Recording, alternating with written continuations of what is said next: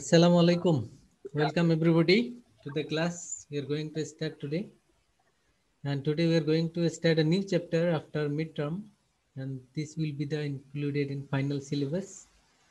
And in final syllabus, this is the first class and we'll starting from the marine insurance. So this is the first class of marine insurance. And today we'll be discussing about what does marine insurance means and what are the different types of marine policies and how the insurance cover the marine losses. All of these things will be discussed today. So at first, let's talk about what does marine insurance mean. So marine, already you know it related to the voyage. Voyage means going to sea. So when there are different big vessel or big ship, they are going to voyage from one country to another. So for export import purpose, so they have different types of risk in the sea. And so this will be included under marine insurance. Suppose you are the importer in Bangladesh or you are the exporter. So you are regularly importing goods from China, India, or different other countries in Bangladesh. And as an exporter, you also export the different goods from Bangladesh to European countries and different other countries.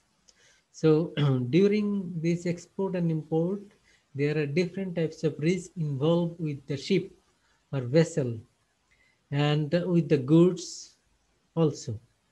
So what type of risk? So this is called peril in the sea. So in the sea, there are different types of risk. This is called peril of the sir sea.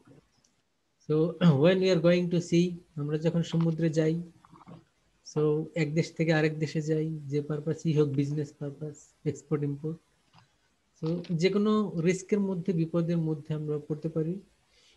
এই বিপদ বলতে এটা natural disaster হতে পারে, এটি অন্য কোনো সমুদ্রের মধ্যে চলতে গিয়ে কলিউশন হতে পারে, মানে একটা জাহাজের সাথে আরেকটা জাহাজের ধাক্কা, কলিউশন হতে পারে এরকম কোনো আইসল্যান্ডের সাথে ধাক্কা লেগেছে, এটি হতে পারে। সেরকম অনেক ধরনের বিপদই রয়েছে যেটা সমুদ্রের মধ্যে হতে পারে। So this is called peril of the sea. তো এই স্যার ওয়ালাইকুম আসসালাম। তো এগুলিকে, এই রিস্কগুলিকে কাভার করার জন্যই মূলত মেরিন ইন্স্যুরেন্স। সো এই মেরিন ইন্স্যুরেন্সের সাবজেক্ট ম্যাটারগুলি কি, প্রথমে আমরা সেটা জেনে নিব। তার আগে আমরা অ্যাজ ইউজুয়াল ডেফিনিশনটা একটু শিখে নিই। Marine insurance is a contract between the insurer and the insured. এখানে ইন্স্যুরার বলতে এখানে insurance company, and insured is the client or the party who is taking the insurance policy. So it's a contract between the insurer and insured, whereby the insurer undertakes the marine liabilities or any kind of losses arising from the marine loss, marine peril, so as against the payment of premium. তো এটা কি আমরা marine insurance বলছি, যেখানে দুইটা পার্টির মধ্যে একটি কন্ট্রাক্ট হবে, যেখানে ইন্স্যুরেন্স কোম্পানি ওই ক্লায়েন্টকে কোনো বিপদে আপদে বা লসের ক্ষেত্রে তাকে ইন্ডেমনিফাই করবে, তাকে ক্ষতিপূরণ দেবে। কিসের বিনিময়ে দিবে? Because the client is paying the premium as stipulated in the contract. কন্ট্রাক্টে যেমনি বলা আছে তেমনি সে প্রিমিয়াম পেমেন্ট করে যাবে। আর যদি কোনো মেরিন লস হয়ে যায়, সেক্ষেত্রে ইন্স্যুরেন্স কোম্পানি তাকে ক্ষতিপূরণ দিবে বা ইন্ডেমনিফাই করবে। So this is the definition of marine insurance. তোমরা এটা ভালো করে শিখবে যে মেরিন ইন্স্যুরেন্সকে কিভাবে ডিফাইন করা যায়। আবারও বলছি, সবাই দেখে নাও, যাদের বই আছে বই থেকেও জানতে পারবে, বইয়ের শুরুতেই ডেফিনেশনটি আছে। So a contract between the ইন্স্যুরার and insured whereby the insurer undertakes to indemnify। Sir এই চ্যাপ্টারের নাম কি sir? Marine insurance contract, chapter 19 বইয়ের 19 chapter. A contract between the insurer and insured whereby the insurer undertakes to indemnify the insured in a manner and to the interest thereby agreed against marine losses incident to marine adventure। মানে যেই লসটি হতে হবে marine adventure, মানে going to C, সমুদ্রে গিয়েই হতে হবে। সমুদ্রের মধ্যে না হলে আবার এটি মেরিন লসের মধ্যে পড়বে না, এই কারণে বলা হয়েছে মেরিন অ্যাডভেঞ্চার। এটি তুমি এক দেশ থেকে বা আরেক দেশে যাওয়ার পথে হোক, তো এটা সমুদ্রের মধ্যেই হতে হবে এক কথায়। So this is the marine insurance contract, and the definition can be like this, যেটি বললাম। এখন আমরা দেখবো সাবজেক্ট ম্যাটার। আমরা তো জানি ইন্স্যুরেন্স করতে হলে you need to have a subject matter. Subject matter কি? Upon which the policy is purchased, যার উপর ভিত্তি করে পলিসি কেনা হয় সেটা হলো সাবজেক্ট ম্যাটার। সাপোজ আমরা লাইফ ইন্স্যুরেন্স করব, সেক্ষেত্রে life is the subject matter. আমরা if you don't mind sir, এটা কোন নাম্বার চ্যাপ্টার থেকে একটু পড়াচ্ছেন স্যার, একটু বলবেন স্যার? চ্যাপ্টার 19 বলে দিলাম না? তুমি কি এখন জয়েন করেছো? স্যার আমি একটু, স্যার না আমি চিটাং থেকে মাত্র আসছি তো স্যার, আমি দেখলাম যে আপনি মেসেজ মাত্র পাইছি স্যার, এর জন্য। Chapter 19, name of the chapter is Nature of Marine Insurance Contract. Okay. Page number কত স্যার একটু বলবেন? পেজ নাম্বার তো তোমার বইয়ের সাথে আমার মিলবে। আমার বই তো লেটেস্ট এডিশনের বই 249 পেজ নাম্বার। 49 না? 249 আমার বইয়ের সাথে তোমারটা নাও মিলতে পারে, তুমি চ্যাপ্টার মিলিয়ে নাও, চ্যাপ্টার 19।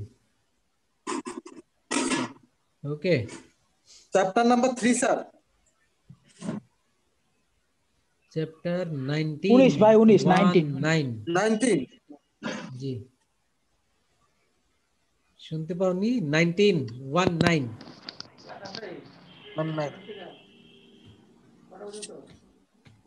ঠিক আছে। জি স্যার। তো আমরা যেটি বললাম ডেফিনিশন, তারপরে সাবজেক্ট ম্যাটার নিয়ে আলাপ করছিলাম। সাবজেক্ট ম্যাটার বলতে কি বোঝায়? সাবজেক্ট ম্যাটার হলো যার উপর ইন্স্যুরেন্স পলিসি কেনা হয়। মনে করো লাইফ ইন্স্যুরেন্স কিনবো, তার মানে কিসের উপরে পলিসি কিনবো? লাইফ। এখানে সাবজেক্ট ম্যাটার হলো লাইফ। আমরা ফায়ার পলিসি কিনবো ফর এক্সাম্পল, তো ফায়ার পলিসি কিনবো কিসের উপর? এটা ইয়ার লাগবে, তো গুডস লাগবে অথবা কোনো প্রপার্টি লাগবে, সেই প্রপার্টি হলো এখানে সাবজেক্ট ম্যাটার। তেমনি ভাবে আমরা যখন মেরিন ইন্স্যুরেন্স কিনবো, পলিসি কিনবো, সেক্ষেত্রে we need to have the subject matter. But marine ইন্স্যুরেন্সের ক্ষেত্রে সাবজেক্ট ম্যাটার আবার ডিফারেন্ট হতে পারে। লাইফ ইন্স্যুরেন্সের ক্ষেত্রে তো একটাই, যেমনি লাইফ, এটাই সাবজেক্ট ম্যাটার, এর বাইরে কিছু না। কার লাইফ সেটা একটি বিষয়, নিজের হতে পারে, অন্যের হতে পারে। কিন্তু মেরিন ইন্স্যুরেন্সের ক্ষেত্রে সাবজেক্ট ম্যাটার কয়েক ধরনের। এর মধ্যে নাম্বার 1 খেয়াল রাখো। নাম্বার 1 কি বললাম? হাল ইন্স্যুরেন্স। তার মানে হাল ইন্স্যুরেন্স বলতে কি বোঝায়? হাল বলতে the vessel or the sheep. তুমি যদি তোমার শিপ, ভেসেল বা যেটাকে জাহাজ বলি আমরা, এর উপরে পলিসি কিনো, তার মানে জাহাজের কোনো ধরনের ক্ষতি হওয়ার আশঙ্কায়, if you purchase the policy on vessel or the ship, that is called hull insurance. তাহলে এখানে সাবজেক্ট ম্যাটারটা হলো শিপ বা ভেসেল, আর ইন্স্যুরেন্সের ভাষায় এটাকে আমরা বলেছি হাল, HULL, হাল ইন্স্যুরেন্স। তাহলে হাল ইন্স্যুরেন্স কিসের উপরে কেনা হয় বলো তো?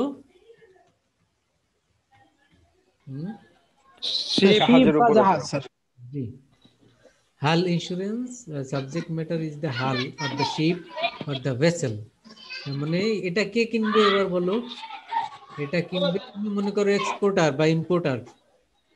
তুমি তো আর এই জাহাজের উপর কিনবে না, জাহাজের ক্ষতি হলে তো আর তোমার ক্ষতি না, তোমার তো গুডস। জাহাজের পলিসি কিনবে, হাল ইন্স্যুরেন্স কিনবে জাহাজের মালিক। কথা বুঝছো? তার মানে এই জাহাজের ক্ষতি হলে জাহাজের মালিকের হলো জাহাজের ক্ষতি, আর তুমি এক্সপোর্টার হিসেবে তোমার হলো গুডসের ক্ষতি। You got the point? তাহলে আমরা কিসের উপর করব, ইন্স্যুরেন্স করব? তুমি যদি জাহাজের মালিক হও, তাহলে হাল ইন্স্যুরেন্স করবে। তুমি হাল ইন্স্যুরেন্স করবে। জাহাজের তুমি উপরে যদি করব। এক্সপোর্টার ইম্পোর্টার হও, তুমি তোমার গুডসের উপরে করবে। পণ্যের উপরে করব। আর জাহাজের মালিকের আরেকটি ক্ষতি আছে, সেটি হলো সে তো জাহাজ ভাড়া দিয়েছে তোমাকে, তাহলে সে ওই যে ভাড়াকে বলে ফ্রেইট, সে ফ্রেইটের উপরেও করবে। কারণ এই জাহাজটি যদি ডুবে যায় তাহলে তার জাহাজও গেল এবং তার ভাড়াও গেল, দুইটা ক্ষতি না তার? জি স্যার। তোমার তো গেল গুডস, তোমার একটা ক্ষতি হলো, আর জাহাজের মালিকের দুইটা ক্ষতি, তার জাহাজ গেল আবার কি ভাড়াও গেল। তাহলে এখানে কয়েকটি সাবজেক্ট ম্যাটার হলো, একটি হলো হাল ইন্স্যুরেন্স, একটি হলো কি কার্গো ইন্স্যুরেন্স, কার্গো বলতে গুডস, আর একটি হলো ফ্রেইট ইন্স্যুরেন্স, আরেকটি হলো লায়াবিলিটি ইন্স্যুরেন্স। তাহলে সাবজেক্ট ম্যাটার আমরা 4 ধরনের পেলাম। কি কি আবার বলো? হাল ইন্স্যুরেন্স, তারপরে cargo insurance, cargo insurance, freight insurance, freight liability insurance, insurance. Liability. মনে থাকবে? জি স্যার। হুম। জি স্যার। স্যার কোনটা কোন কামে লাগে স্যার একটু বলে দিয়ে। যেমন স্যার হাল ইন্স্যুরেন্স জাহাজ, cargo Hull sir pump. insurance for the vessel or the ship. So the owner of the vessel, they will purchase the hull insurance policy because they are the owner, and if there is any damage of the ship, then the owner of the ship will be loser. So he or she will purchase the hull insurance. And cargo means the goods. What is loaded in the ship, that is called cargo. মানে জাহাজের মধ্যে যা load করা হয়, যে goods গুলি, এটিকে বলা হয় কার্গো। এখন এটি চাল হতে পারে, গম হতে পারে, এটি অন্য কোনো তেল হতে পারে, যে কোনো বিষয়ই তো হতে পারে যেগুলি জাহাজে আনা নেওয়া করা হয়, ক্যারি করা হয়। সো এগুলিকে বলা হয় কার্গো। দেন কার্গো ইন্স্যুরেন্স কে করবে? the owner of the goods. Suppose you are the owner, so you are the exporter or you are the importer, so you are importing lentils from Syria, মনে করো Syria থেকে lentils import করবে তুমি। তো সেক্ষেত্রে তুমি তো এই জাহাজের মালিক না, তুমি গুডস এর মালিক। So you will purchase cargo insurance because you are the owner of the goods. আর freight insurance, freight is the fare, যেটাকে আমরা বলি ভাড়া, যেটাকে বলি। তো মেরিন ইন্স্যুরেন্সের ক্ষেত্রে এটিকে বলা হয় freight. And who is the owner of the ship? You will purchase freight insurance because if you lose the ship, then he will lose the freight as well. যদি জাহাজ তার ক্ষতিগ্রস্ত হয়, জাহাজ হারায়, সেক্ষেত্রে তো সে ভাড়াও তার লুজার হবে। এই কারণে the owner of the ship will purchase the freight insurance.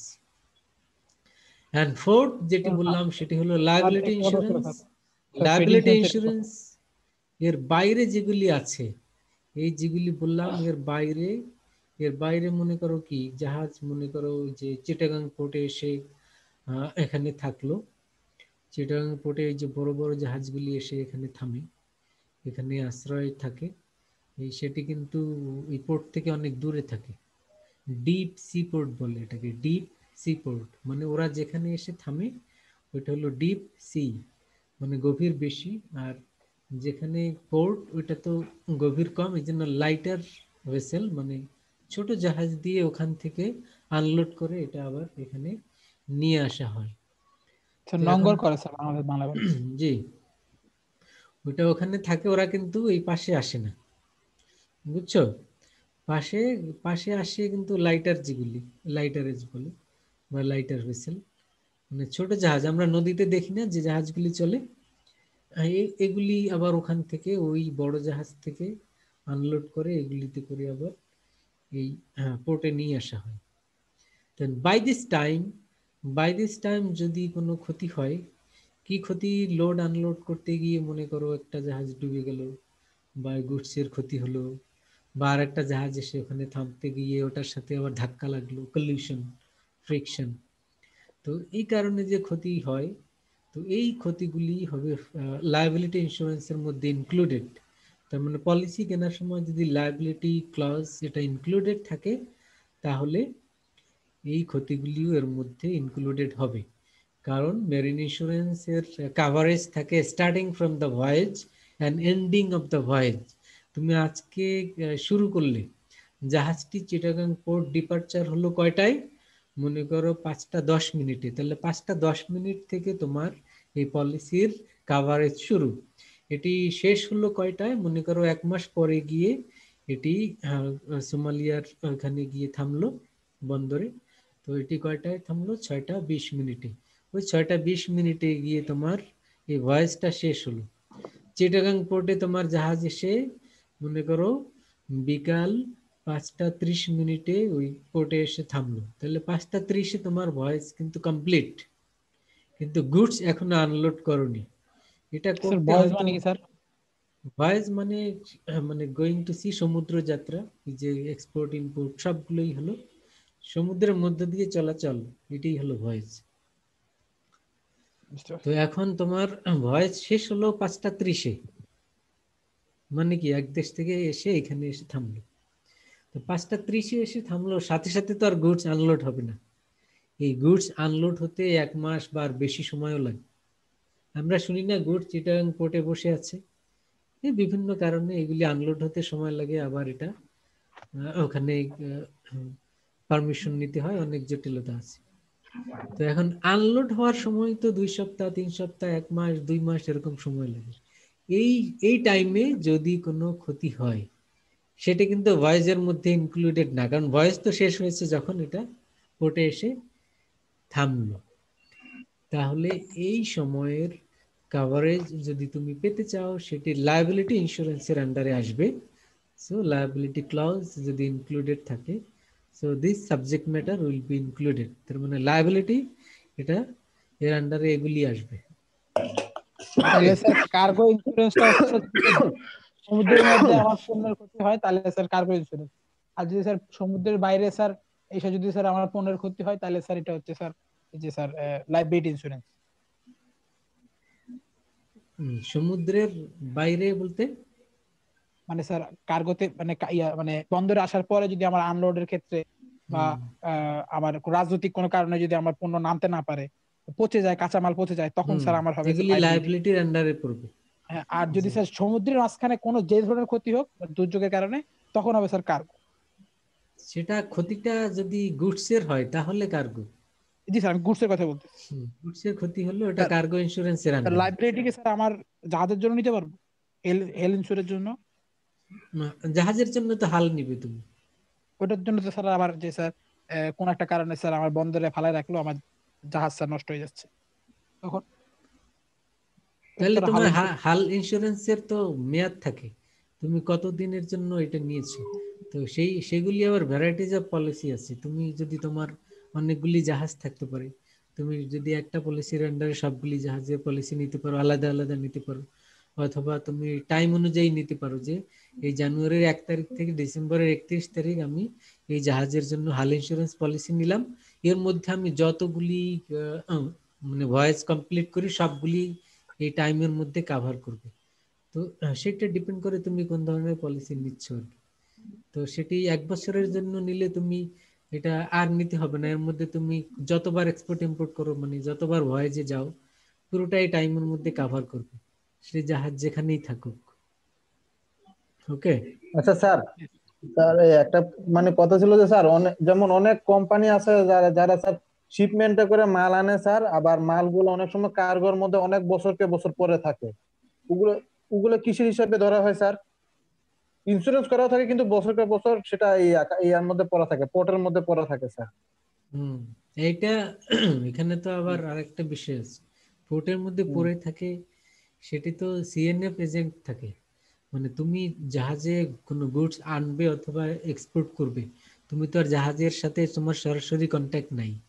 তুমি কি করবে, জাহাজের সাথে যেসব এজেন্টরা আছে তাদের সাথে কমিউনিকেট করবে। তুমি ওই যে সে কমলাপুরে ওইখানে দেখেছো না বিশাল বিশাল ইয়েগুলি থাকে, জি স্যার, ক্রেন। হ্যাঁ, এই যে বড় বড় ইয়েগুলি থাকে ভিতরে, দেখবে ওখানে কমলাপুরের ভিতরে। তো এখন এইগুলি তো জাহাজের মধ্যে ঢুকে। জি জি জি।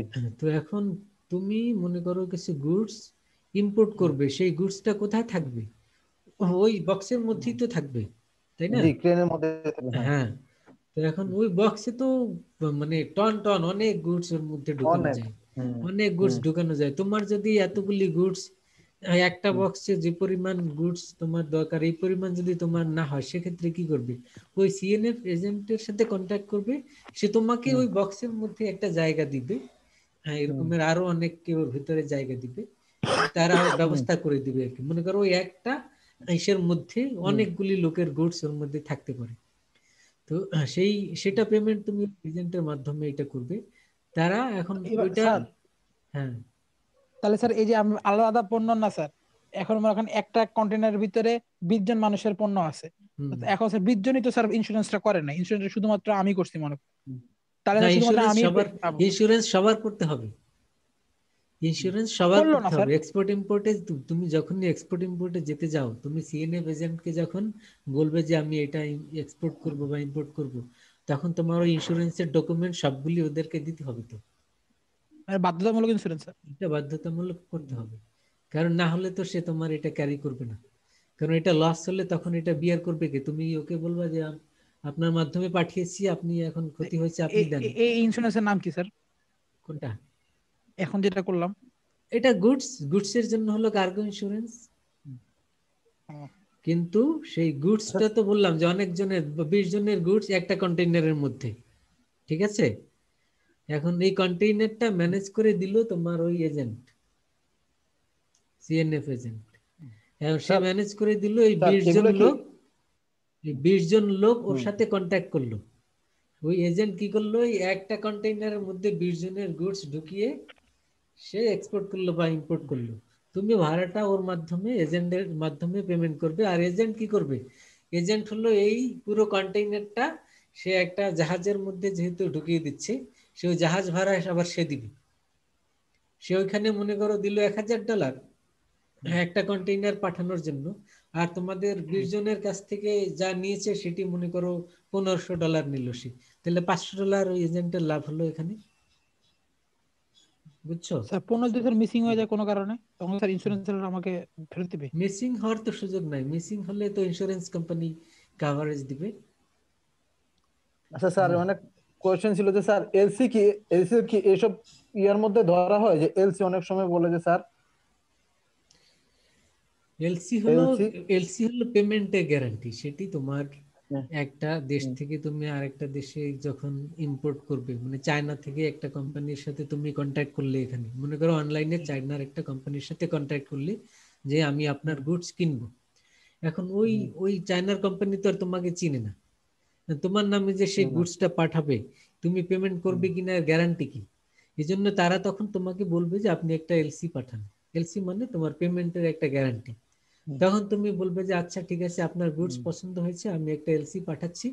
তখন তুমি তোমার ব্যাংকে গিয়ে বলবে যে আমি চায়নার এই পার্টি, নামটাম বলবে, অ্যাড্রেস বলবে যে এর গুডস কিনবো এত টাকার।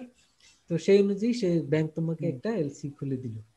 এই এলসিটা তুমি আবার ওই তোমার ব্যাংকের মাধ্যমে ওই কোম্পানির যে ওই চায়নাতে যে ব্যাংক আছে, তোমার ব্যাংকের মাধ্যমে ওর ব্যাংকে ওইটা পাঠিয়ে দিবে। তখন ওর ব্যাংক থেকে ওই কোম্পানি ওই এলসিটা পেয়ে, তার মানে কি তুমি পেমেন্ট দিবে, একটা গ্যারান্টি পত্র পেলো সে। গ্যারান্টি পেয়ে তোমাকে বলবে যে আচ্ছা ঠিক আছে, এখন আমি আপনাকে গুডসগুলি পাঠিয়ে দিচ্ছি।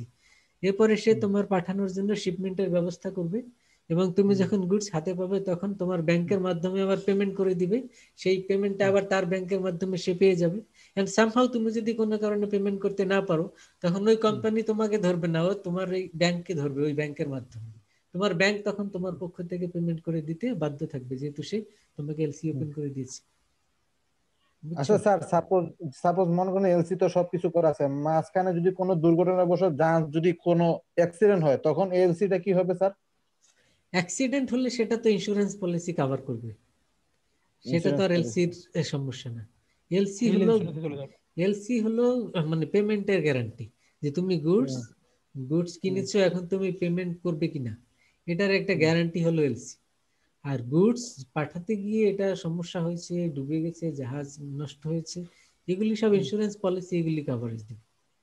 স্যার এলসির জন্য আমাদের কোনো প্রয়োজন, মানে আমাদের অ্যাকাউন্টে এত টাকা থাকতে হবে বা এরকম কোনো প্রয়োজন হবে কিনা জি, এটা প্রয়োজন অ্যাকাউন্টে? আছে, সেটাকে বলে এলসি মার্জিন। এলসি মার্জিনটা কি? এলসি মার্জিন হলো, মনে করো তুমি 1,00,000 টাকার গুডস ইম্পোর্ট করবে। তো এলসি মার্জিন এক এক ব্যাংক এক এক রকম ধরে থাকে, তো এটা অন অ্যান অ্যাভারেজ 40%। তো 40% হলো 1,00,000 টাকার 40%, মনে করো 40,000 টাকা তুমি জমা দিবে, আর বাকি যে 60,000 সেটি ব্যাংক তোমাকে লোন হিসেবে গ্যারান্টি দিবে আর কি।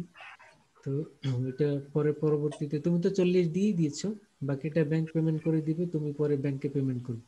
তার মানে এই যে 40% অন অ্যান অ্যাভারেজ এরকম হলো এলসি মার্জিন। ওকে। এলসিটা মূলত স্যার করেটা কে স্যার? হুম। মানে স্যার ব্যাংক আমরা করব, যে যে কোম্পানির মালিক সে করবে, নাকি স্যার যে প্রতিষ্ঠান যে মানে ইম্পোর্ট করবে সেই করবে। তুমি চায়না থেকে ইম্পোর্ট তুমি করবে, তুমি চায়না থেকে মনে করো ইলেকট্রনিক্স গুডস ইম্পোর্ট করবে। কত টাকার গুডস? মনে করো 50 লাখ টাকার গুডস।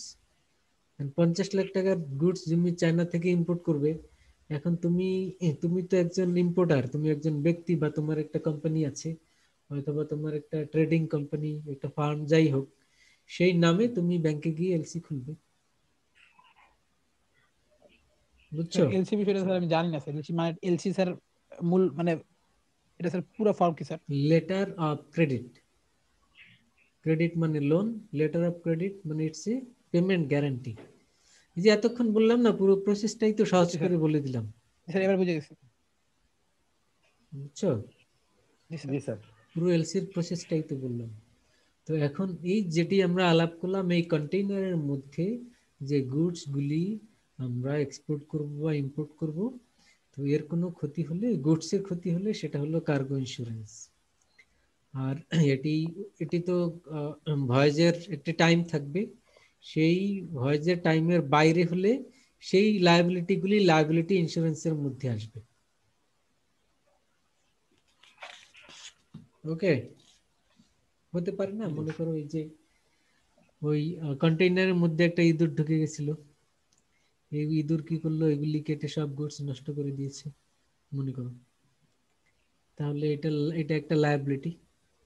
তো এখন এটা কিসের মধ্যে পড়বে? এটা হাল ইন্স্যুরেন্সের মধ্যে পড়বে না, এটা কার্গোর মধ্যে পড়বে না, ফ্রেইটের মধ্যে পড়বে না, এটি হলো লায়াবিলিটির মধ্যে পড়বে। তাহলে লায়াবিলিটি ক্লজ তোমার যদি থাকে তখন তুমি কভারেজ পাবে, আর না হলে তো এর জন্য কভারেজ পাবে না। Is it clear? G sir. G sir. আমরা সাবজেক্ট ম্যাটার 4 ধরনের জানলাম। বইয়ে আরো ডিটেইলস আছে, এটা পড়বে, পড়লে আরো ক্লিয়ার হবে। তো আমরা এবার দেখব ওয়ারেন্টিস। মেরিন স্যার, কি ইন্স্যুরেন্সের, মেরিন ইন্স্যুরেন্সের ক্ষেত্রে ওয়ারেন্টিসটা কি? ওয়ারেন্টিস। ওয়ারেন্টিস মূলত it's a terms conditions. Warranty হলো এখানে টার্মস কন্ডিশন। কিসের terms condition? To enter into the contract. Insurance কিনবে কি কিনবে না এটা ডিপেন্ড করবে যে ওয়ারেন্টিসে কি কি বলা আছে। তো এই ওয়ারেন্টিস অনুযায়ী কন্ট্রাক্ট হবে। এখন এই কি কি টার্মস কন্ডিশন, এটি দুরকম হতে পারে। তার মানে sometimes the terms condition is expressed, মানে বলা থাকে, উল্লেখ থাকে, স্টিপুলেটেড, ক্লিয়ারলি ডিক্লেয়ার্ড, এটি হলো এক্সপ্রেসড। আরেকটি হলো ইমপ্লাইড। ইমপ্লাইড মানে এটি বলা নাই কিন্তু বুঝে নিতে হবে। ইমপ্লাইড মানে লিখিত নাই, বলা নাই, কিন্তু তোমার বুঝে নিতে হবে। দু রকমের ওয়ারেন্টি হতে পারে। তাহলে কি মনে রাখবে? ওয়ারেন্টিস হলো terms and conditions in entering into the insurance contract. এটি দু রকম হতে পারে, একটি হলো এক্সপ্রেসড আর একটি হলো কি ইমপ্লাইড। বুঝছো?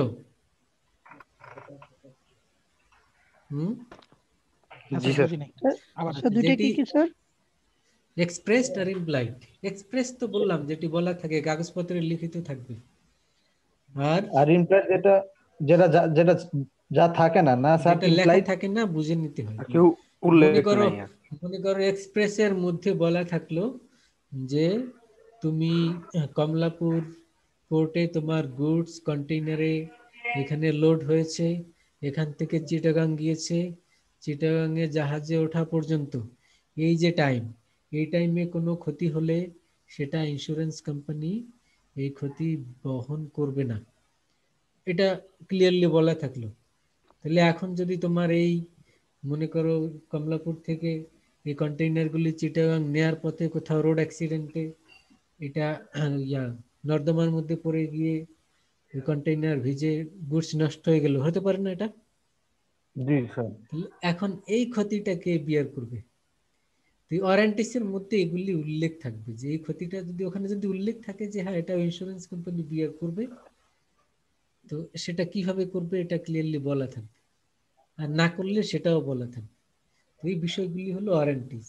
এবং দুই ধরনের ওয়ারেন্টিস বললাম আমরা, সেটি কি? একটা হলো এক্সপ্রেস। এক্সপ্রেস গুলি তো বলা থাকে, কাগজ পড়লেই তুমি বুঝবে যে এই টার্মস কন্ডিশন এগুলি সব লেখা থাকবে। আর যেটা ইমপ্লাইড, ইমপ্লাইডটা ইম্পর্টেন্ট। ইম্পর্টেন্ট এই জন্য যে এটা তো বলা থাকে না, কিন্তু তোমার বুঝে নিতে হবে, কমন সেন্স অ্যাপ্লাই করতে হবে। আর এটা যদি তুমি না বুঝো তাহলে তোমারই loss. You got the point?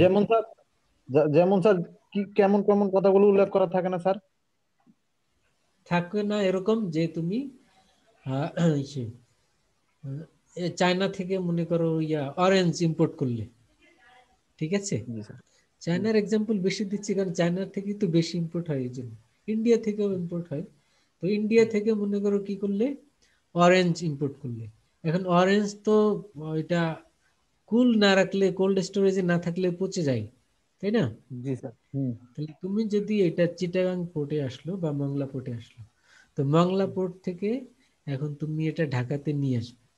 এখন মংলা পোর্ট পর্যন্ত যে জাহাজে এসছে ওটা তো কোল্ড স্টোরেজের মধ্যে ছিল। এখন ওখান থেকে তুমি এই যে কমলাপুরে নিয়ে আসবে মনে করো। কমলাপুরে আনতে হলে এই টাইমটা, একদিন সময় বা 2 দিন সময়, এই টাইমটা এটা যদি গরমের মধ্যে ওই কন্টেইনারে থাকে, ও তো সব পচে যাবে। জি স্যার।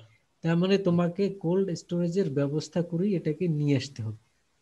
এই এখন যেই কন্টেইনারের মধ্যে কোল্ড স্টোরেজ আছে সেই কন্টেইনার তোমার ভাড়া করতে হবে। এখন তুমি যদি এই কাউকেই না বলো যে এখানে মানে এমন গুডস যেটা পেরিশেবল মানে পচনশীল, আর তুমি নর্মাল চাল ডাল যেই কন্টেইনারে আনে তুমি ওর মধ্যে এই অরেঞ্জগুলি ঢুকিয়ে নিয়ে আসছো, মনে করো খরচ কম এই জন্য ওর মধ্যে ঢুকিয়ে দিয়েছো। এখন এটা ঢাকায় আসতে আসতে সব পচে গেল। এখন তুমি বললে যে এর মধ্যে তো আমার অরেঞ্জ ছিল, সব অরেঞ্জ পচে গেছে। এখন ইন্স্যুরেন্স কোম্পানির কাছে গিয়ে বললে যে এখন আমার টাকা দেন। ইন্স্যুরেন্স কোম্পানি বলবে তো আপনি তো অরেঞ্জ এনেছেন, এটা আপনি ওই নর্মাল কন্টেইনারে কেন এনেছেন? এটা আপনার কমন সেন্স নাই? আপনার ওই কোল্ড স্টোরেজ সমৃদ্ধ ওই ফ্যাসিলিটিস সমৃদ্ধ যে কন্টেইনার, সেটাতে তো আপনার আনার কথা ছিল, আপনি ওটাতে আনেননি কেন? এখন তো আপনি কভারেজ পাবেন না। It is a common sense. তুমি বলবে যে এটা তো কোথাও লেখা ছিল না আমার কোল্ড স্টোরেজে করে আনতে হবে। তখন সে বলবে ইট ইজ ইমপ্লাইড, এটা তো লেখা থাকে না, এটা তো আপনার বুঝে নিতে হবে যে আপনি এটা কিভাবে ক্যারি করবেন। এটা নষ্ট হয়ে যাবে গরমে, আপনি বুঝেন না কেন? বুঝছো এবার? জি স্যার। জি স্যার। ইজি কথাগুলো, যেগুলো যে কমন সেন্স কথাগুলো বুঝে নিতে হবে স্যার, সেটা কিন্তু এই বলা থাকে না, কথাগুলো উল্লেখ করা থাকে না। সেটা উল্লেখ করা থাকে না, তোমার বুঝে নিতে হবে। মনে করো তুমি যে বাংলাদেশে তো গম ইম্পোর্ট করে, তারপরে লেন্টিলস বা মসুর ডাল এগুলি ইম্পোর্ট করে না? তো এখন যেই জাহাজে করে এগুলি ইম্পোর্ট করা হয়, আর যেই তেলও তো ইম্পোর্ট করা হয়। এখন তেল ইম্পোর্ট করবে আর এই গম ইম্পোর্ট করবে, কি এটা জাহাজ কি সেম হবে? সেম হবে না, এটা আলাদা হতে হবে। কারণ যেই জাহাজে তেল ইম্পোর্ট করে ওই জাহাজে তো আর গম ইম্পোর্ট করা যাবে না। যাবে কি? যাবে না। তো এটা তোমার বুঝতে হবে। সেই অনুযায়ী তোমাকে, মানে এটা হলো কমন সেন্স। এগুলি পরে যদি বলো যে আমি বুঝি নাই, জানতাম না, এগুলি হবে না। কথা বুঝছো? জি স্যার। জি স্যার। তাহলে এবারে দেখি আমরা ইমপ্লয়েড এর মধ্যে কি কি থাকে। ইমপ্লয়েড এর মধ্যে একটি হলো সিওরদিনেস অফ দ্য শিপ। মনে রাখবে যে ইমপ্লয়েড এর মধ্যে কোন কোন বিষয়গুলি বুঝে নিতে হয়, যেগুলি থাকে না। এর মধ্যে একটা বললাম সিওরদিনেস অফ দ্য শিপ। কি বললাম? সিওরদিনেস। সিওরদিনেস বলতে যে তোমার যে ভেসেল, এই ভেসেল সমুদ্রে চলাচল করার জন্য, মুভ করার জন্য কেপেবল আছে কিনা, সেটা হলো সিওরদিনেস। এখন তুমি যদি ডিঙি নৌকায় তুমি বঙ্গোপসাগরে যাও, এটা কি ডুববে না 10 মিনিটের মধ্যে? জি স্যার। তার মানে ইট হ্যাজ নো সিওরদিনেস। তুমি যদি লাইটার ভেসেল নিয়ে বঙ্গোপসাগরের গভীরে যাও, সেটাও কিন্তু 2-1 ঘন্টায় এটা ডুবে যাওয়ার চান্স বেশি। থাকবেই স্যার। সমুদ্রের মধ্যে যে ঢেউ, সেই ওয়েভ, সেটা অনেক বিশাল। ওটা দেখলেও তো মানুষ অনেকে হার্ট অ্যাটাক করে মারা যায় ওই ঢেউ দেখলে। ওটা তো আমরা এখান থেকে কল্পনা করতে পারবো না। ওই ঢেউ এখান থেকে কল্পনা করতে পারবো না। ওটা মানে ওই সমুদ্রের তীরে গিয়েও তুমি কল্পনা করতে পারবে না যে ওইখানের ওই ঢেউয়ের অবস্থাটা। স্যার সেন্ট মার্টিন তো মনে গেছিলেন আপনি না স্যার? সেন্ট আমি মার্টিনে যাই নাই, কিন্তু তুমি ওইটা ওখানে গিয়েও ওইটা হয়তো অনুমান করতে পারো, কিন্তু ওইটা বুঝবে না। স্যার ঢেউ অনেক। এমনি নরমাল সিজনও, শীতের সিজনে গেছিলাম যে স্যার, ভার্সিটি থেকে নিয়ে গেছিল যে 16 সালে, তখনও দেখছি অনেক ঢেউ।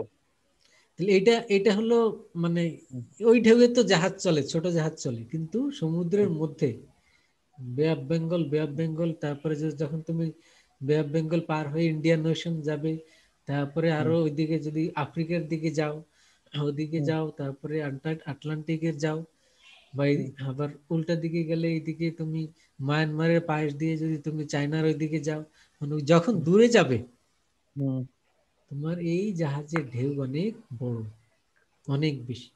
এখন ওই ঢেউ মোকাবেলা করার মতো জাহাজের ক্যাপাবিলিটি থাকতে হবে। এই থাকাটাকেই বলে সিওরটিনেস।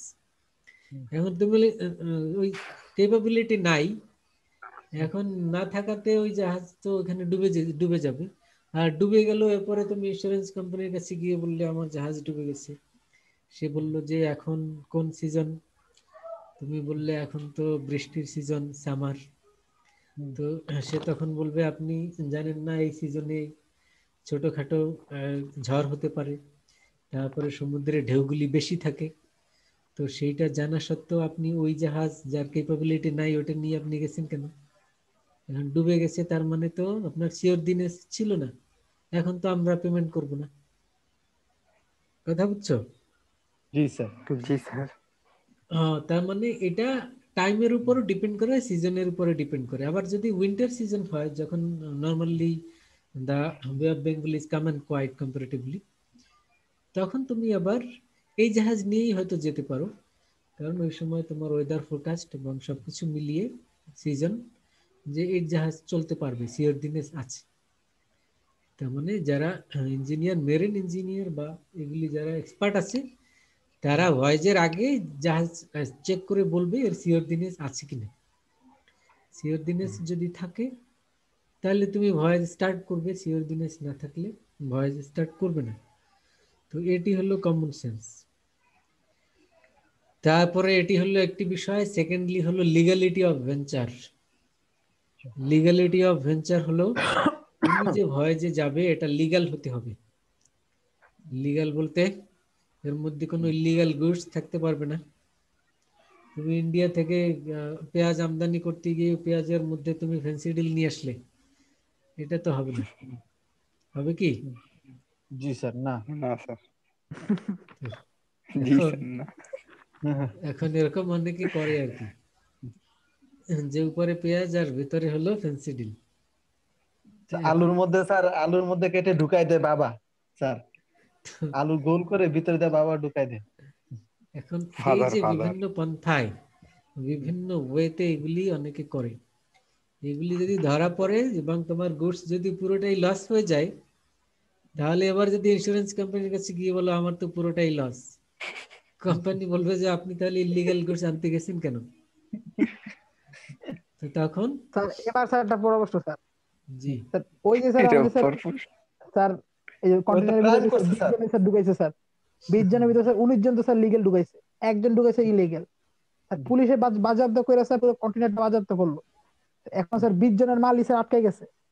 এখন স্যার ইন্স্যুরেন্স কোম্পানি কার টাকা দিব? ইন্স্যুরেন্স কোম্পানি, ওটা তো খুব কঠিন কাজ না। পুলিশকে যদি তুমি ইয়ে দেখাও, কাগজপত্র দেখাও যে এর মধ্যে 20 জনের ইয়ে আছে, ওটা সিএনএফ এজেন্ট পুলিশের সাথে কন্ট্যাক্ট করে নিবে যে আপনি যেই লোকের গুডস ইলিগাল গুডস আপনি সেইটা ইয়ে করেন। আর ওই কন্টেইনার, ওইটা কন্টেইনার তো আর পুলিশ চেক করে না এখানে। কন্টেইনার এগুলি চিটাগাং পোর্টে ওইখানে এগুলি চেকিং হয়। আর তুমি কন্টেইনারের মধ্যে মনে করো ওই মংলা থেকে ঢাকায় নিয়ে আসবে, ওই কন্টেইনার খুলবে পুলিশের এটা কি ইয়ে আছে নাকি, সেই মেকানিজম আছে নাকি? তো বিশাল বিশাল কন্টেইনার, ওগুলি তো তোমার ট্রেনে করে নিয়ে আসে, মানে ট্রেন লাইনে আসে এগুলি। আর তাহলে বড়, স্যার কেমনে যাবে? তাই না? কন্টেইনার আসে কিভাবে? ট্রেন লাইনে ট্রেনে স্যার, আসে, ট্রেন লাইনে গাড়িতে আসে। আসে স্যার। গাড়িতে গাড়িতে, খুব কম, খুব কম। গাড়িতে কম আসে। ওই বড় গাড়ি তো আবার তোমার হুম। ইয়াতে ফেরি পারাপার হতে পারবে না, এগুলি ট্রেন লাইনেই আসে বেশিরভাগ। কার্গোতে। তো এই কারণে ওইটি সব চিটাগাং পোর্টে হবে। ওই পোর্টে দেখো না বিভিন্ন গুডস গুলি আটকে দেয় ওখানে, জি স্যার। গুডস আটকে জি দিল। স্যার। এখন এখন সেটা ওইখানে আটকে যদি দেয়, সেটার রিস্ক কার? এই লায়াবিলিটি কে নিবে? যদি ইলিগাল গুডস হয়, ইলিগাল গুডস হলে তো এই লায়াবিলিটি ইন্স্যুরেন্স কোম্পানি নিবে না। তো তো এটা হলো লিগ্যালিটি অফ ভেঞ্চার, এটা হলো একটা দিক। আরো আছে লিগ্যালিটির বিষয়। লিগ্যালিটির বিষয় কি, যে বাংলাদেশের সমুদ্র সীমা আছে না একটা, বাংলাদেশের জি স্যার। জি স্যার, বুঝতে পারছি। কোন রুটে তুমি যাবে সেই রুটটা আগে থেকেই বলা থাকে। ইন্স্যুরেন্স কোম্পানিকে এগুলি আগে কাগজপত্র জমা দিতে হয় যে এই জাহাজ এই রুটে এইভাবে যাবে। এখন সেই রুট তুমি যদি চেঞ্জ করে ফেলো, আর এই রুট চেঞ্জ করে তুমি মায়ানমারের ওই সমুদ্র সীমার মধ্যে ঢুকে পড়েছো, আর মায়ানমারের নাসাকা বাহিনী তোমাকে জাহাজ ধরে তারা ওই মায়ানমারে গিয়ে বন্দি করে রাখলো, এখন এই লায়াবিলিটি কে নিবে?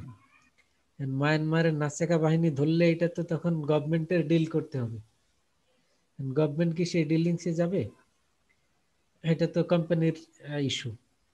তার মানে এখানে যদি ভায়োলেশন হয়, ভায়োলেশন অফ রুট, তুমি যদি বাংলাদেশের সমুদ্র সীমা ব্যতি রেখে তুমি যদি ইলিগালি তুমি ঢুকে পড়ো, এবং এ কারণে যদি তোমাকে ধরে নিয়ে যায়, এই রিস্ক ইন্স্যুরেন্স কোম্পানি নিবে না, because the legality of the route, এটি তোমার লিগ্যাল হতে হবে। স্যার এটা একটা কোয়েশ্চেন আছে স্যার, সে তো স্যার নাবিকে স্যার এই ভুলটা করে সে ওই জায়গায় নিছে, তো স্যার এখানে ইন্স্যুরেন্সের অপরাধটা কিসের স্যার, যে ইন্স্যুরেন্স কোম্পানি এটা ইয়ে হবে যে তো নাবিকের ইন্স্যুরেন্সের কারণে অপরাধ স্যার কি? ওই ভুল ভ্রান্তির কারণে স্যার ইন্স্যুরেন্স কোম্পানি তো পেমেন্ট ডিনাই করবে। তুমি যখন তোমার গুডস এর ক্ষতি হলো, তোমার জাহাজ আটকে রাখলো, ইন্স্যুরেন্স কোম্পানি পেমেন্ট ডিনাই করবে যে তুমি তোমার যেই রুটে যাওয়ার কথা সেই রুটে তুমি যাওনি। মনে করো আর একটা এক্সাম্পল দিই, যে তুমি এখান থেকে স্টার্ট করার কথা বিকাল 5টা 10-এ, বিকাল 5টা 10-এ যদি তুমি স্টার্ট করো, তাহলে মায়ানমারের এরিয়া পার হতে তোমার মনে করো 6 ঘন্টা সময় লাগবে। তার মানে রাত 11টায় তুমি মায়ানমারের এরিয়া ক্রস করে যাবে, এটা তোমার ইন্স্যুরেন্স কোম্পানি ধরে নিবে যে 11টায় ক্রস করবে। এখন রাত 9টার সময় এদিকে মনে করো নার্গিস চলে এসছে মায়ানমারে, নার্গিস যদি চলে আসে নার্গিস, রাত ঘূর্ণিঝড় 9টায়, নার্গিস, জি জি ভাই, নার্গিস ঘূর্ণিঝড় চিনো না? নার্গিস, নার্গিস চিনো না? ঘূর্ণিঝড় নার্গিসের জি জি ঘূর্ণিঝড় নার্গিস। জি। এখন সেই নার্গিস যদি চলে আসে রাত 9টায়, আর তোমার এই জাহাজ যদি ওর কারণে ক্ষতিগ্রস্ত হয়, ডুবে যায় বা কোনো কারণে অ্যাটাকড হয়, তখন সে বলবে যে আপনার তো 11টায় ওইখানে ক্রস করার কথা ছিল, তা আপনি 11টায় ওইখানে কেন? তুমি বলবে যে আমরা এই যে 5টা 10-এ ছাড়ার কথা, তো সামহাও এই কারণে 10টায় ছেড়েছিলাম বন্দর। 10টায় কেন ছাড়লেন? আমাকে তো ইনফর্ম করেননি, এই জন্য আপনি পেমেন্ট পাবেন না। আপনার যেই টাইমে ছাড়ার কথা ছিল তোমার ওই টাইমেই ছাড়তে হবে, এই টাইমে না ছাড়লে তোমার এর কারণে কোনো দায়ভার কোম্পানি বিয়ার করবে না। বুঝছো? এগুলি সবই হলো লিগ্যালিটির মধ্যে পড়ে। তার মানে যেই বাইরের টাইমে কোশ্চেনটা মনে তোমার, হচ্ছে আরেকটু ক্রিটিক্যাল ছিল স্যার। হ্যাঁ স্যার বাইরের কোশ্চেনটা মনে হচ্ছে আরেকটু ক্রিটিক্যাল ছিল। ওর কোশ্চেন কি যেমন ছিল? স্যার মনে করেন স্যার, আমি একটু স্যার যোগ করি স্যার। স্যার মায়ানমারের সেনারা স্যার আমাদের একটা জাহাজে স্যার বোম মারে স্যার ধ্বংস করে দিছে। এখন জাহাজের দোষের কারণে বা যার কারণে দোষী হোক, জাহাজটা স্যার ক্ষতিগ্রস্ত হচ্ছে, এখানে জাহাজের ইন্স্যুরেন্সে স্যার দিল মনে করেন স্যার পণ্যর মানে জাহাজের দোষ, জাহাজটা নষ্ট হয়েছে, পণ্যের ইন্স্যুরেন্স যে করছে স্যার, এই পণ্যের ইন্স্যুরেন্স ওগুলো দিবে? এখানে দুইটা বিষয়। এখানে আমরা আলাপ করেছি রুটের কথা, যে রুট লিগ্যাল হতে হবে। তুমি ইলিগালি তুমি ঢুকতে পারবে না।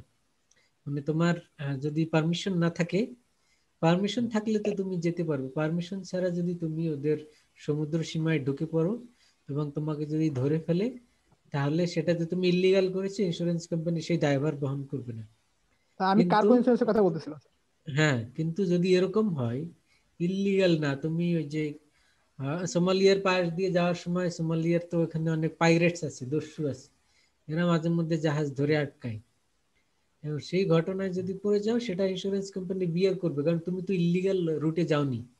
ইলিগাল রুটে যাওনি, তুমি লিগাল রুটেই গিয়েছো, কিন্তু এটা পেরিল অফ দ্য সি, সমুদ্রের বিপদের মধ্যেই পড়বে। কারণ এই পাইরেটস বা রবার্স এরা সমুদ্রের মধ্যেই ঘোরাফেরা করে, এরা থাকে। এবং মাঝে মধ্যে বাংলাদেশের একটি জাহাজ আটকিয়েছিল কয়েক বছর আগে, এরকম ঘটনা ঘটে মাঝে মধ্যেই। এবং পরে র্যানসাম বা মুক্তিপণ দাবি করে। তো এই টাকা পয়সা দিলে আবার ছেড়ে দেয়।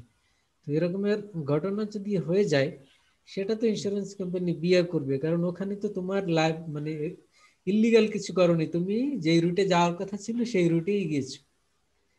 আর তুমি যদি রুট চেঞ্জ করে যাও, যদি এরকম হয় যেই রুটে যাওয়ার কথা ছিল সেই রুটে যাওনি, অথবা যেই টাইমে যাওয়ার কথা ছিল সেই টাইমে যাওনি, আর এ কারণে যদি বিপদ হয়, তাহলে আবার ইন্স্যুরেন্স কোম্পানি ইয়ে করবে না, কম্পেনসেট করবে না। আচ্ছা স্যার, একটা কথা ছিল যে স্যার, ধরেন সাপোজ মনে করেন ওই রুটে যাওয়ার কথা আছে, কিন্তু ওই ধরেন বাংলাদেশের থেকে একটা পণ্য স্যার চায়নাতে যাচ্ছে, যেমন ওই জাহাজটা যাবে ইন্ডিয়া হয়ে ঢুকতেছে স্যার, যেভাবে হোক ইন্ডিয়া হয়ে ঢুকতেছে। এখন মনে করেন ইন্ডিয়াতে একটা ঘূর্ণিঝড় হইতেছে স্যার, এখন রুটটা কি যদি চেঞ্জ করে তাহলে কি এটা ইলিগেল হয়ে যাবে স্যার? রুটটা চেঞ্জ করলে এটা তো ঘূর্ণিঝড় তো আর হঠাৎ করে এরকমের 2 মিনিটের মধ্যে চলে আসে না, এটা আগে থেকেই তো ফোকাসড হয় যে ঘূর্ণিঝড় আসতেছে এবং আঘাত হানবে, এগুলি দেখেই তোমার এই এক্সপোর্ট ইম্পোর্টের এই ভয়েসগুলি স্টার্ট হয়। এবং এরকমের বড় বড় ঘূর্ণিঝড় যখন আসে বা আসার চান্স থাকে, তখন কিন্তু এক্সপোর্ট ইম্পোর্টের এই জাহাজগুলি সব বন্ধ থাকে, তারা ভয়েস স্টার্ট করে না। তো এই কারণে আমাদের দেশে যখন চিটাগাং পোর্ট তারা যখন ইয়ে করবে, এটা ডিপারচার করবে পোর্ট, তারা আগেই দেখবে এই রুটে যাওয়ার ক্ষেত্রে কি কি সম্ভাব্য বিপদ সমূহ রয়েছে। তো এরকমের যদি কোনো ঘূর্ণিঝড়ের পূর্বাভাস থাকে, তাহলে তো সে স্টার্ট করবে না। কথা বুঝছো? জি স্যার। তারপরে সবগুলি দেখে যখন রওনা দিল, তারপরে যদি কিছু হয়ে যায়, সেটা তো তাদের ইসের বাইরে, আয়ত্তের বাইরে, এবং যেই টাইমে যাওয়ার কথা সেই টাইমে গিয়েছে, সেক্ষেত্রে ইন্স্যুরেন্স কোম্পানি কি করবে, সেটা বিয়ার করবে লস। এবং ওই সময় যদি তুমি রুট চেঞ্জ করো ওইটাকে অ্যাভয়েড করার জন্য, সেটা অ্যাকসেপ্টেবল। ইভেন কিছু গুডস যদি তুমি ফেলে দাও এটাকে একটু হালকা করার জন্য, সেটাও অ্যাকসেপ্টেবল। বড় বিপদের আশঙ্কায় ওগুলি করলে সেটা ইন্স্যুরেন্স কোম্পানি অ্যাকসেপ্ট করবে। ওকে, তাহলে আমরা 2 নম্বরে বললাম লিগ্যালিটি অফ ভেঞ্চার, তারপর হলো নন ডেভিয়েশন, মানে কোনো ডেভিয়েশন হতে পারবে না। এটাও তো অলরেডি আমরা বলে ফেলেছি যে রুট চেঞ্জ হবে না, যে টাইমে যাওয়ার কথা সেই টাইমও চেঞ্জ হবে না, কোনো ডেভিয়েশন যাতে না হয়, যখন ছাড়ার কথা তার ডিলে যাতে না হয়। কিন্তু কোনো কারণে এগুলি যদি হয়ে যায়, আমার রুট চেঞ্জ করতে হচ্ছে অথবা টাইম চেঞ্জ করতে হচ্ছে, সেটা টাইম টু টাইম আপডেটটা ইন্স্যুরেন্স কোম্পানিকে দিতে হবে বা জানাতে হবে। তুমি যদি না জানাও, না জানিয়ে করো, তাহলে যদি কোনো বিপদ হয়, তার লায়াবিলিটি ইন্স্যুরেন্স কোম্পানি নেবে না। এবং এই কথাগুলি কিন্তু আবার কাগজপত্রে টার্মস কন্ডিশনে বলা থাকে না, এটি বুঝে নিতে হবে। এজন্য it is called implied warranties. Okay, কথা বুঝছো? বুঝে নাই? জি স্যার। তাহলে ওয়ারেন্টি পর্যন্ত আজকে আমরা রাখলাম। যদি কোনো প্রশ্ন থাকে বা না বুঝে বলো, আর না হলে পরের টপিকে আমরা আগামী ক্লাসে আবার শুরু করবো ইনশাআল্লাহ। স্যার একটু কথা বলতে চাইছিলাম স্যার, ফাইনালের পর স্যার কয়টা ক্লাস হয়েছিল স্যার আপনার? ফাইনালের জন্য ক্লাস কয়টা হবে সেটা? না না, এখন কয়টা হয়েছিল এরপরে স্যার? আজকেই তো, আজকেই ফার্স্ট। আজকেই ফার্স্ট। আজকেই ফার্স্ট, আর গত সপ্তাহে তো তোমরা নক করোনি। নক করলে হয়তো একদিন ক্লাস নেওয়া যেত। না স্যার, ওই যে আমার চাচি মারা গেছিল তো স্যার, আমি চিটাং গেছিলাম, মাত্র আসছি কিছুক্ষণ আগে স্যার। নো তো আমার টেনশন, চাচি নো টেনশন, আজকেই ফার্স্ট ক্লাস। তো আমার চাচি যেদিন স্যার মারা যায়, ওই দিন আমার আবার দাদাও মারা যায় 4 দিন পর। ইন্না লিল্লাহ, সবার একই সাথে মৃত্যু। 4 দিন বেশ কম স্যার। এর জন্য স্যার গ্রামে ছিলাম তো স্যার, এই জন্য নেট কানেকশন করতে পারি নাই স্যার। এটা বান্দরবনের দিকে তো, এই জন্য নেটের একটু খারাপ অবস্থা থাকে স্যার। ওকে, যাক, আল্লাহ ওনাদেরকে মাফ করে দিন, সেই দোয়া থাকলো। আমিন আমিন। স্যার আব্বুর জন্য একটু দোয়া করবেন স্যার। আব্বু একটু ভয় পেয়ে গেছে, কারণ আমার দাদা মারা গেছে আমার আব্বুর হাতের উপর। ও আচ্ছা আচ্ছা, ভয় পেয়ে গেছে আব্বু। ইনশাআল্লাহ আল্লাহ আমাদের সবাইকে সেভ করুন। এখন তো এমনিতেই করোনা ভাইরাসের সেকেন্ড ওয়েভ চলছে, এবং মৃত্যুর হারও তো মনে হয় বাড়ছে, গতকাল দেখলাম কত 40+। 40 আজকে প্লাস 40 স্যার, 40 একদম। জি স্যার, গত স্যার 46 জন স্যার মারা গেছে। স্যার ভার্সিটি কি খুলবে স্যার? ভার্সিটি খোলা না খোলা তো আর আমাদের হাতে না, এটা গভর্নমেন্টের হাতে। গভর্নমেন্ট যদি বলে, গভর্নমেন্ট না যদি বলে স্যার, খুলে জানুয়ারিতে দিলাম, তো স্যার অনার্সদের পরীক্ষার রুটিনও দিয়ে দিচ্ছে স্যার, অনার্সের। তো সে কারণে জাতীয় বিশ্ববিদ্যালয় সেটা তো সেটা আমাদের শুধু সেটা হয়তো ওই যে বিসিএস এর পরীক্ষা অ্যাটেন্ড করবে, ও কারণে ওরা ওদেরকে পরীক্ষাটা নিয়ে নিচ্ছে বিশেষ ব্যবস্থায়। কিন্তু ক্লাস তো শুরু হওয়ার কোনো ঘোষণা হয়নি এখনো। আচ্ছা ঠিক আছে স্যার এটাই। 15-16 জন যখন মারা গেছে স্যার, তখনই তো খোলার কোনো সিদ্ধান্ত হয় না। এখন 46 জন 50 জন স্যার, এর মধ্যে স্যার সেটাই আর কি, হয়তো শীত না কমলে হয়তো ডিসিশন নেওয়া টাফ হবে। বিশেষ করে শিক্ষামন্ত্রী নিজেই আক্রান্ত হয়েছে, তাহলে কিভাবে খুলবে? হ্যাঁ, সেটাও তো আমরা মিডিয়ায় দেখতেছি আর কি, সত্য মিথ্যা জানি না। আগামী বছর জুন জুলাইয়ের আগে আল্লাহর রহমতে যদি ভালো থাকে তো জুন জুলাই দিয়ে খুলতে পারে, এর আগে অসম্ভব। কথা বলা। যাক, ইনশাআল্লাহ আজানও দিয়ে দিচ্ছে, তোমরা নামাজ পড়ে পরে ক্লাসের জন্য প্রিপারেশন নাও ইনশাআল্লাহ। জি স্যার, একটু দোয়া করবেন স্যার আমাদের জন্য স্যার, অবস্থা ইয়ামানিল্লাহ, খুবই আল্লাহ খারাপ সবাইকে যাচ্ছে স্যার। হেফাজত করুন সেই স্যার দোয়া আমাদের করছি। রেজাল্টটা কি একটু জানানো হবে? রেজাল্টটা তো জানাবো, কিন্তু সমস্যাটা হলো তোমরা যে মেইলগুলি করেছো সবাই সাবজেক্টে তো ফিন 2-1 এই কথাটা উল্লেখ করো না, যার কারণে আমার খুঁজে বের করতে সমস্যা হচ্ছে। যদি স্যার সবাই আমার মেলটা সাবজেক্টের এমনি মধ্যে পাচ্ছেন স্যার? ফিন 2-1 সবাই লিখতে, আমি সার্চ করলে সব এক জায়গায় চলে আসতো, আমার ঝামেলা কম হতো। আর এখন যেগুলি স্যার আসে না আমার মেলটা ওগুলি তো আমার খুঁজে স্যার, খুঁজে বের করতে হচ্ছে। স্যার এমনি আমার মেলটা পাইছেন স্যার? হ্যাঁ, অনেকেরটাই তো পেয়েছি, কিন্তু সবগুলি এখনো চেক করতে পারি নাই, তো ইনশাল্লাহ হবে আর কি। স্যার কাটটা মেল কাটটা পেয়েছেন তারটা একটু যদি জানাই দিতেন তাহলে ভালো জানা হতো দিত স্যার। স্যার, একটু ভালো হতো স্যার। মেল ওকে, কাটটা কাটটা পাইছেন গ্রুপ স্যার? যারটা পাইনি সেগুলি আমি গ্রুপে বলবো ইনশাল্লাহ। আচ্ছা sir. Okay sir, okay sir, আসসালামু আসসালামু আলাইকুম। আলাইকুম। আসসালামু আলাইকুম। আসসালামু আলাইকুম।